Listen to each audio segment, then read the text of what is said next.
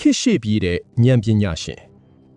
ဦးဖိုးလိုင်ဟာငယ်စဉ်ကတည်းကစာပေကျမ်းဂန်မှာထူးချွန်ယုံတယ်မကပဲပြင်ပလောကရဲ့ဖြစ်ပျက်မှုတွေကိုသိပ္ပံနည်းကျစူးစမ်းတတ်တဲ့အလေ့အထရှိပါတယ်။သူဟာအနောက်တိုင်းကလာတဲ့သိပ္ပံစာအုပ်တွေကိုမြန်မာဘာသာပြန်ဆိုရင်းနဲ့ကဘာကြီးရဲ့တိုးတက်မှုတွေကိုညှက်မှောက်ပြုခဲ့ပါတယ်။သူ့ရဲ့အတွေးခေါ်တွေဟာအဲ့ဒီခေတ်ကမြန်မာလူအဖွဲ့အစည်းအတွက်တော့တကယ့်ကိုအံ့အားသင့်စရာတွေဖြစ်ခဲ့ပါတယ်။သူရေးသားခဲ့တဲ့ကျမ်းတွေထဲမှာ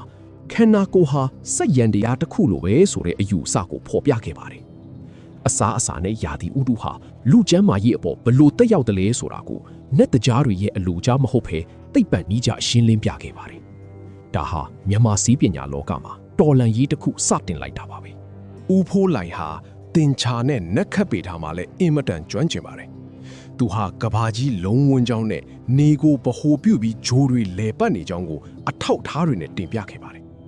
အဲ့ဒီချိန်ကမြန်မာပြည်မှာတော့ကဘာကြီးဟာပြားနေတယ်လို့ယုံကြည်နေကြဆဲမို့သူ့ရဲ့ဟောပြောချက်တွေဟာလူအများကြားမှာဝေဖန်စရာဖြစ်ခဲ့ပါတယ်။ဒါပေမဲ့ဦးဖိုးလိုင်ကတော့နောက်မဆုတ်ခဲ့ပါဘူး။သူဟာသိပ္ပံပညာဟာတိုင်းပြည်လွတ်လပ်ရေးကိုကာကွယ်ပေးနိုင်မဲ့တစ်ခုတည်းသောလက်နက်လို့ယုံကြည်ခဲ့ပါတယ်။ပညာမဲ့ရင်နေချက်ခံရမယ်ဆိုတဲ့အသည့်ကိုပြည်သူတွေရဲ့ရင်ထဲကိုထည့်ပေးဖို့သူအမြဲတမ်းစူးစမ်းခဲ့ပါတယ်ဒီလိုလက်တွေ့ကြပြီးစိတ်ဝင်စားစရာကောင်းတဲ့မြမသူရဲကောင်းတွေအကြောင်းကိုနှစ်သက်တယ်ဆိုရင်ကျွန်တော်တို့ကို follow လုပ်ထားဖို့မမိနဲ့ဘူးနော်နောက်ထပ်ဇလန်းဒီမှာပြန်တွေ့ကြရအောင်ငြင်းချမ်းကြပါစေ